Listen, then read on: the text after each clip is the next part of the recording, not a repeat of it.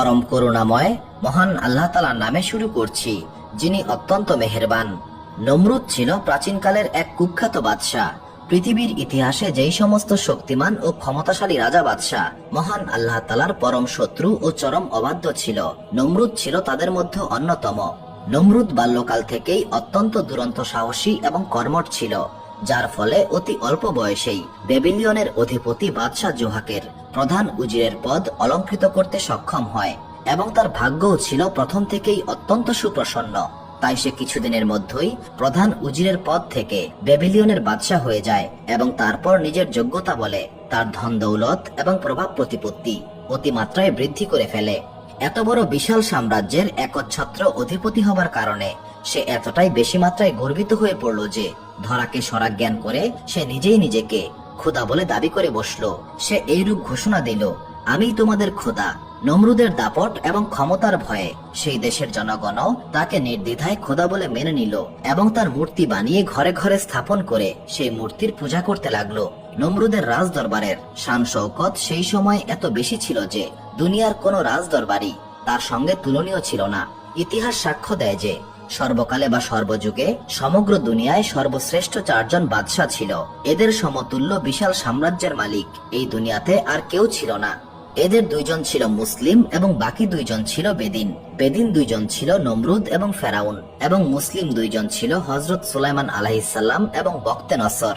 নমরুদের রাজ দরবারে তৎকালীন দুনিয়ার সেরা জ্ঞানী গুণী এবং বিজ্ঞজনের আনাগোনা ছিল। তাছাড়া দেশের শ্রেষ্ঠ সুধীবৃন্দ তার রাজ দরবারের স্থায়ী সদস্য ছিল। তারা রাজ দরবারে সোনা রূপা নির্মিত মূল্যবান আসন সমূহে উপবেশন করত। নমরুদের রাজ দরবারে সবসময় বহু সংখ্যক বিভিন্ন পেশাজীবী শাস্ত্র বিশারদ, চিকিৎসক, ভূতত্ত্ববিদ, গণক, জ্যোতিষী এবং অন্যান্য শাস্ত্রবিদগণ হাজির থাকত। একদিন নমরুদ তার রাজ দরবারে সিংহাসনে বসে আছেন। এমন সময় রাজকীয় প্রধান জ্যোতিষী এসে নমরুদকে কুর্নিশ করল। নমরুদ গম্ভীরভাবে জিজ্ঞাসা করল, কি সংবাদ জ্যোতিষী? বাদশার এমন প্রশ্নের জবাবে জ্যোতিষী যেমন প্রতিদিন হাসি মুখে উত্তর দেয়, কিন্তু আজ তার চেহারায় এক ব্যতিক্রমী দৃশ্য ফুটে উঠল। অত্যন্ত চিন্তিত এবং বিমর্ষ বদনে সে অস্পষ্ট স্বরে জবাব দিল, জাহাপনা, সংবাদ খুব একটা শুভ নয়। নমরুদ বলল, বিষয়টা কি, খুলে বলো। তখন জ্যোতিষী বলল, কিছুদিন হয় আকাশে একটি নতুন তারকার উদয় হয়েছে। এই তারকাকে লক্ষ্য করে আমি বিশেষভাবে গণনা করে জানতে পেরেছি আজ থেকে 3 দিনের মধ্যে আপনার রাজ্যে একটি শিশু তার মাতৃগর্ভে অবস্থান করবে। ভবিষ্যতে এই শিশুই আপনার সঙ্গে চরম শত্রুতা করবে এবং সে হবে আপনার ধ্বংসের কারণ। জ্যোতিষীর মুখে এমন দুঃসংবাদ শুনে নমরুদ একাধারে ভীতি ও আক্রোশ মিশ্রিত কণ্ঠে গর্জে উঠল এবং সে রাজকর্মচারীদেরকে লক্ষ্য করে বলল, তোমরা জ্যোতিষীর কথা অবশ্যই শুনেছ। এই মুহূর্তে এই সংক্রান্ত ব্যবস্থা গ্রহণ করা অনিবার্য হয়ে দেখা দিয়েছে। রাজ্যের সর্বত্র প্রচার করে দাও, আজ থেকে 3 দিন পর্যন্ত কোনো স্বামী স্ত্রী একত্রে বসবাস করতে পারবে না এবং তারা কোনোভাবেই সহবাস করতে পারবে না। কেউ যদি আমার এই আদেশ অমান্য করে তাহলে তাদের একমাত্র শাস্তি হবে মৃত্যুদণ্ড। নমরুদ কেবলমাত্র এই ঘোষণা দিয়েই ক্ষান্ত হলো না, সে তার লক্ষ লক্ষ সৈন্য সামন্ত এই কাজে নিযুক্ত করলো যে তারা প্রতি প্রজার বাড়িতে প্রকাশ্যে ও গোপনে নজর রাখবে, যাতে কোনো গৃহে কোনো দম্পতি একত্রে বসবাস করতে না পারে। নমরুদের এই কঠোর আদেশ সম্পূর্ণরূপে পালিত হতে লাগলো।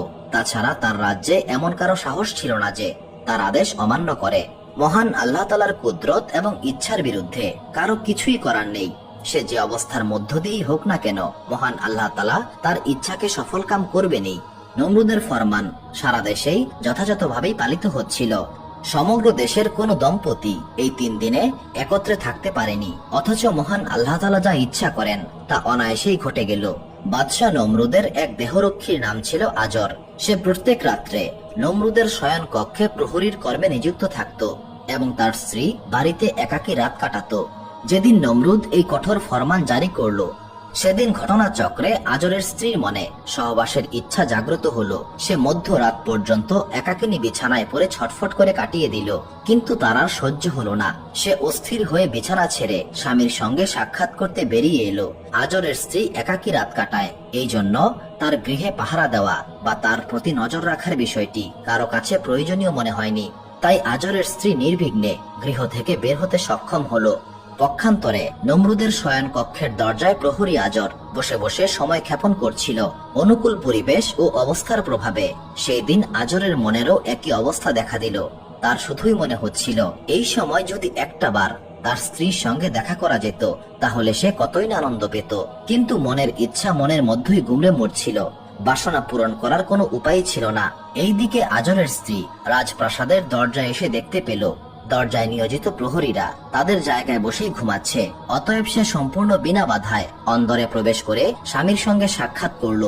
তার স্বামী আজর পূর্ব থেকেই কাম জ্বালায় অস্থির হয়ে বসেছিল, সুতরাং এই সময় স্ত্রীকে দেখতে পেয়ে সে যেন আকাশের চাঁদ হাতে পেল। কারো মুখে কিছুই বলার দরকার হলো না।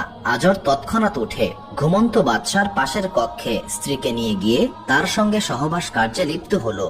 সহবাসের পর আজর নমরুদের কক্ষে ফিরে এলো এবং তার স্ত্রী গৃহে প্রত্যাবর্তন করলো। আজর তার স্ত্রীকে বলে দিল, সাবধান, কেউ যেন এই ঘটনা কোনোভাবেই জানতে না পারে, এবং তার স্ত্রী যথাসাধ্য গোপনীয়তা রক্ষা করলো। বলা বাহুল্য, আজর দম্পতির এই মিলনের ফলেই মহান আল্লাহ তাআলার নবী হযরত ইব্রাহিম আলাইহিস সালাম পিতার ঔরস থেকে মাতৃগর্ভে অবস্থান করলেন। কেউই কিছু জানতে পারলো না, বুঝতে পারলো না। নমরুদের এত সতর্কতা এবং সাবধানতা অবলম্বন করা সত্ত্বেও সকলের অগোচরে মহান আল্লাহ তাআলা তার ইচ্ছা বাস্তবায়ন করলেন।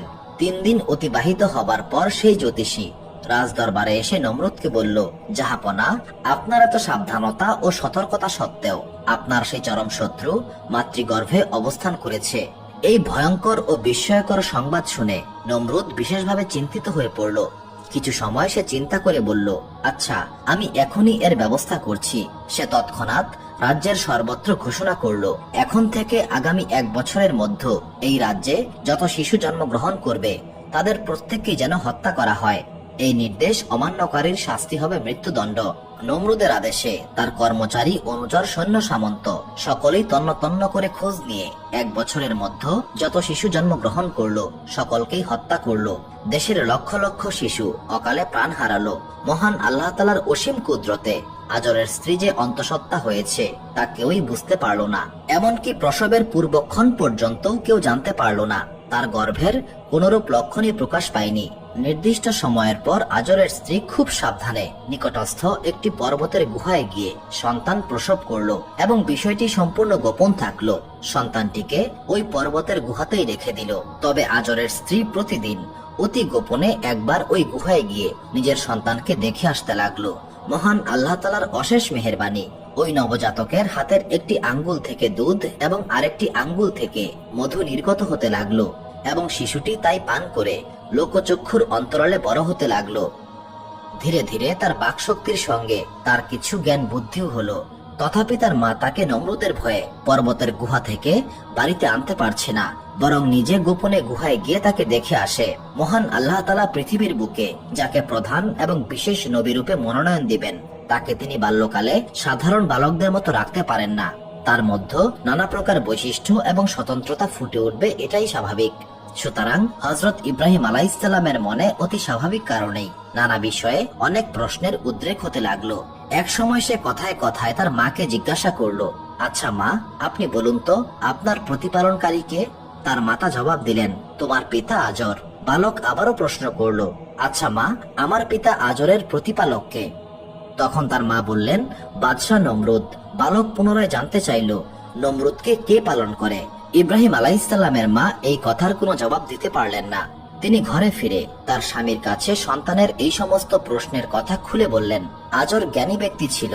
নিজের স্ত্রীর কাছে ছেলের সমস্ত কথা শুনে বুঝতে পারল এই ছেলেই সম্ভবত একদিন বাদশাহ নমরুদের শত্রু হবে।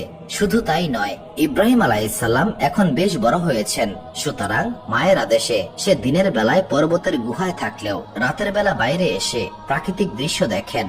প্রাকৃতিক দৃশ্যের অপরূপ সৌন্দর্য দেখে তিনি মুগ্ধ হয়ে যান। তার মনে শুধুই প্রশ্ন জাগ্রত হয়, এই আসমান, জমিন, পাহাড়, পর্বত, বন, জঙ্গল, সূর্য, চাঁদ কোথা থেকে এলো? এগুলো কে সৃষ্টি করেছেন? এগুলোকে কে বা লালন পালন করেন? একদিন রাতে হযরত ইব্রাহিম আলাইহিস সালাম আকাশের দিকে তাকিয়ে একটি উজ্জ্বল নক্ষত্র দেখতে পান এবং তিনি মনে মনে বললেন, এই বস্তুটিকে সবচেয়ে বেশি আলোকিত দেখা যাচ্ছে, সম্ভবত এটাই আমার প্রভু। কিন্তু কিছু সময় পর ওই তারকাটি যখন অস্তমিত হলো তখন তিনি আবারও বললেন, এটা কখনোই আমার প্রতিপালক হতে পারে না। যার কোনো স্থায়িত্ব নেই, কখনো আত্মপ্রকাশ করে আবার কখনো আত্মগোপন করে, সে কোনো ক্রমেই প্রতিপালক হতে পারে না, সে কারো দ্বারা প্রতিপালিত হচ্ছে। অতঃপর তিনি যখন উজ্জ্বলময় চাঁদকে দেখলেন, তিনি ভাবলেন এটিই হয়তো আমাদের প্রতিপালক হবে, যেহেতু তাকেই সবচেয়ে বড় দেখা যাচ্ছে। যখন রাত গিয়ে ভোর হলো, তখন চাঁদ অস্তমিত হয়ে আরো অধিক উজ্জ্বল সূর্যকে দেখে তিনি মনে মনে বললেন, এটিই সবচেয়ে বড় এবং উজ্জ্বল, সুতরাং এটিই হবে আমাদের সমগ্র জগতের প্রতিপালক। কিন্তু তারপর দিনের শেষে সূর্য অস্তমিত হলো এবং তিনি মনে মনে ভাবলেন, যে উদয় হয় এবং অস্ত যায় সে কখনোই প্রতিপালক হতে পারে না। অবশ্যই এর কোনো প্রতিপালক রয়েছে যার নির্দেশে এটি অস্ত যায় এবং উদয় হয়। অতঃপর তিনি নিজের স্বাভাবিক জ্ঞানের আলোকেই বলে উঠলেন, নিশ্চয় আমি তার কাছে নিজেকে সমর্পণ করলাম যিনি আসমান ও জমিন সৃষ্টি করেছেন, এবং আমি মুশরিকদের অন্তর্ভুক্ত নই। এর কিছুদিন পর তার মা তাকে পর্বতের গুহা থেকে গৃহে নিয়ে এলেন। বাহিরের কোনো ব্যক্তি জানলো না এবং বুঝলো না এই বালক বাদশাহ নমরুদের শত্রু হবে। নমরুদের রাজ্যে তখন ব্যাপকভাবে মূর্তি পূজার প্রচলন ছিল। দেশের সাধারণ জনগণ প্রায় সকলেই দেবদেবীর মূর্তির পূজা করত। হযরত ইব্রাহিম আলাইহিসসালামের পিতা মাতাও মূর্তি পূজা করত। তদুপরি তার পিতা আজর ছিল দেশের অন্যতম সেরা মূর্তি নির্মাণকারী। আজর মূর্তি বানিয়ে পুত্র ইব্রাহিমকে দিয়ে তা বাজারে বিক্রি করতে প্রেরণ করত। ইব্রাহিম আলাইহিসসালাম পিতার নির্দেশ পালন করতেন, কিন্তু বাজারে গিয়ে বলতেন, তোমাদের ইচ্ছা হলে আমার কাছ থেকে এগুলো কিনতেই পারো, তবে এটা সত্য, এগুলোর পূজা করলে তোমাদের কোনো লাভই হবে না। তার মুখে এই সমস্ত কথা শ্রবণ করে মূর্তি পূজারীর দল তার পিতার কাছে অভিযোগ করলো, হে আজর, তোমাদের ছেলে আমাদের দেবদেবীর বিষয়ে খুবই খারাপ কথা বলে। এতে আজর হযরত ইব্রাহিম আলাইহিসসালামের প্রতি ক্রুদ্ধ হলো এবং বিরক্ত হয়ে একদিন তাকে জিজ্ঞাসা করলো, হে ইব্রাহিম, তুমি আমাদের ধর্ম নিয়ে এমন খারাপ কথা আর বলবে না, এই সমস্ত কথা আমাদের সকলের জন্যই ক্ষতির কারণ হবে।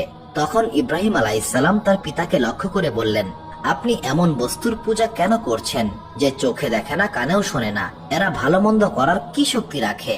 এরা তো নিজেদের দেহ থেকে একটি মশা তাড়াতেও অক্ষম।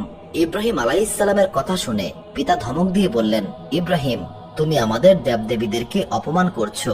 যদি তুমি এমনটা করতেই থাকো তাহলে আমি তোমাকে পাথর ছুঁড়ে হত্যা করব। ক্রমে ক্রমে দেবদেবী সম্পর্কে ইব্রাহিম আলাইহিসসালামের ধারণা এবং উক্তিসমূহ তার পিতামাতা ছাড়াও বাহিরের অনেক লোক জানতে পারে।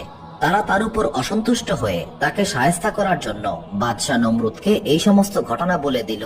বিষয়টি জানতে পেরে নমরুদ ইব্রাহিম আলাইহিসসালামকে দরবারে হাজির করলো। ইব্রাহিম আলাইহিসসালাম যখন দরবারে প্রবেশ করলেন তখন নমরুদ দরবারে উপস্থিত ছিল, কিন্তু ইব্রাহিম আলাইহিসসালাম তাকে সেজদা না করে উন্নত মস্তকে নমরুদের সামনে দাঁড়ালো। নমরুদ অত্যন্ত ক্রোধান্বিত ভাবে জিজ্ঞাসা করলো, তুমি আমাকে সেজদা করলে না কেন? ইব্রাহিম আলাইহিসসালাম জবাব দিলেন, আমি একমাত্র আমার প্রভু ছাড়া অন্য কাউকে সেজদা করি না। নমরুদ জানতে চাইলেন, তোমার প্রভুকে? ইব্রাহিম আলাইহিসসালাম বললেন, যিনি জীবিত ও মৃত করতে পারেন তিনি আমার প্রভু। নমরুদ বলল, কাউকে মারতে এবং জীবিত রাখতে আমিও পারি। এই কথা বলে পাপিষ্ঠ নমরুদ দুইজন বন্দীকে দরবারে হাজির করে একজনকে মুক্ত করে দিল এবং অন্যজনকে হত্যা করে ফেলল। অতঃপর বলল, দেখলে তো আমি বাঁচাতে এবং মারতে সক্ষম, এর পরেও কি আমাকে তুমি প্রভু মানবে না? ইব্রাহিম আলাইহিসসালাম বললেন, আমার প্রভু সূর্যকে পূর্ব দিক থেকে উদয় করেন এবং পশ্চিম দিক থেকে অস্তমিত করেন।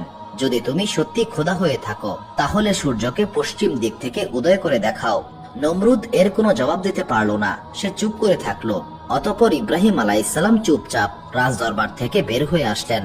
ওই দিন ইব্রাহিম আলাইহিসসালাম এবং নমরুদের মধ্যে যে সমস্ত কথা হয়েছিল তাতে অনেকেই দিব্য জ্ঞান লাভ করলো এবং তওবা করে মহান আল্লাহ তাআলার প্রতি ঈমান আনলো। সুপ্রিয় দর্শক মণ্ডলী, প্রতিদিন নতুন নতুন ভিডিও পেতে আমাদের চ্যানেলটি অবশ্যই সাবস্ক্রাইব করুন এবং পাশে থাকা বেল আইকনটি প্রেস করতে অবশ্যই ভুলবেন না, এবং সেই সাথে আপনার যে কোনো মতামত আমাদের জানাতে আমাদের ভিডিওতে অবশ্যই কমেন্ট করুন। আশা করি আপনারা সবাই ভালো থাকবেন এবং সুস্থ থাকবেন। আসসালামু আলাইকুম।